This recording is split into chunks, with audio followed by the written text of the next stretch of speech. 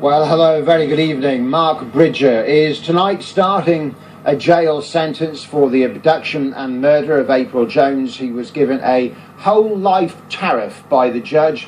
That is a relatively rare thing. It puts him into a small group of just a few dozen prisoners in British jails. That was all for murdering, abducting and murdering 5-year-old April Jones back in October in mid Wales. Now, April's mother, Coral, and father Paul were in court for this, looking at the defendant, looking at Mark Bridger as the verdicts came through and as the sentencing happened later on in the afternoon. And the judge handed down that whole life tariff while coming out with very strong words condemning Mark Bridger. Let's just have a look at a couple of those key comments. The judge, Mr. Justice Griffith Williams, told the court that Bridger was a pathological liar, and there was no doubt that you are a paedophile. Now, there was a statement also by April's mother, Coral, which was read in court, a witness statement, and in it she said, "I will live with the guilt of letting her go out to play on the estate that night for the rest of my life. I will never see her smile again, or hear her stomping around upstairs and onto the landing. How will we ever get over it?" And the Crown Prosecution Service also responded to the conviction, saying Bridger had relentlessly spun a web of lies. He has refused to take responsibility for what he did to April and has stopped at nothing to try and cover his tracks.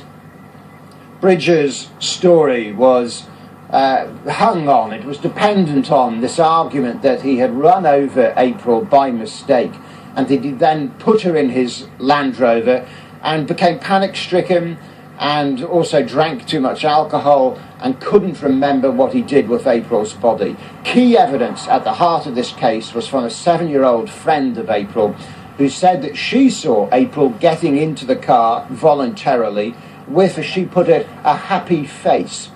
And that, if you believed that, and the jury very clearly did, then it meant you knew it was part of the picture of knowing that Mark Bridger was lying, that indeed he had abducted April and went on to murder her. He contested forensic evidence as well, that there was blood, for example, in his house, April's blood, which the defence accepted, and yet still he came up with answers which clearly most people observing the court didn't believe, and we learned today, just before lunch, after 4 hours of deliberation, the jury also simply did not believe this man, who the judge later described as that pathological liar. Let's look at the background to this now, including to the man himself, Mark Bridger, with this report from Hal Griffith. A happy, playful little girl. This was April Jones at the swimming pool on the day she disappeared.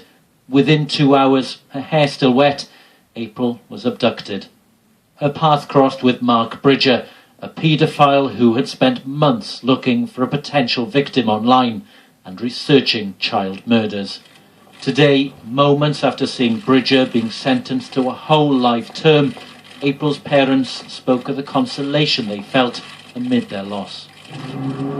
We are relieved that Mark Bridger has today been found guilty of the murder of our beautiful daughter, April.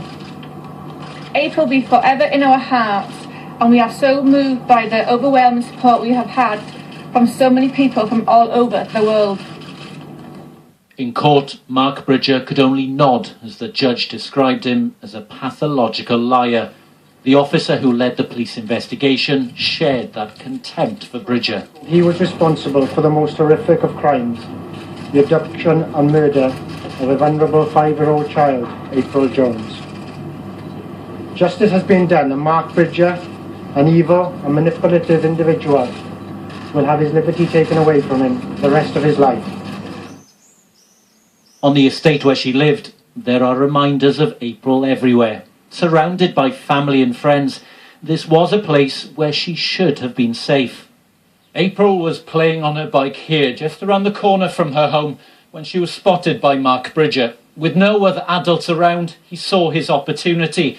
Only April's 7-year-old friend saw what happened next. She says April was happy and smiling as she got into his car. Seconds later, April's mother made a desperate 999 call. Is it emergency? I've got been kidnapped. Just stay still for me for a moment. Oh, hang on. Dad, can you speak to me? Struggling to breathe, she then hands the phone to a friend. She's gone off in a car with somebody. Somebody picked her up in a car or something. Gone panicking, looking. Okay, what's the name of the child that's gone missing? April Jones. Within minutes, the police launched what was to become the largest ever search in UK force history. I've got two people who don't have transport. Alongside them, an army of volunteers. Machynlleth mobilised to try and find the little girl. As it searched from the sky, the police helicopter picked out Mark Bridger. At this stage, his name had entered the investigation, but 5 hours passed before he was arrested. As they took him into custody, Bridger told the police he'd killed April in a car accident, but had no memory of what happened to her body. But the investigation soon unravelled his story. When officers went into his home, they found vital evidence, fragments of a child's skull in his fireplace. There were bloodstains matching April's DNA and the former slaughterman's boning knife. The search of Mark Bridger's property also uncovered his computer, filled with indecent images of children and clothed pictures of local schoolgirls. These were discoveries which unnerved those who knew Bridger and considered him a friend. I've known him for like 15 years. To think that the possibility was there was awful.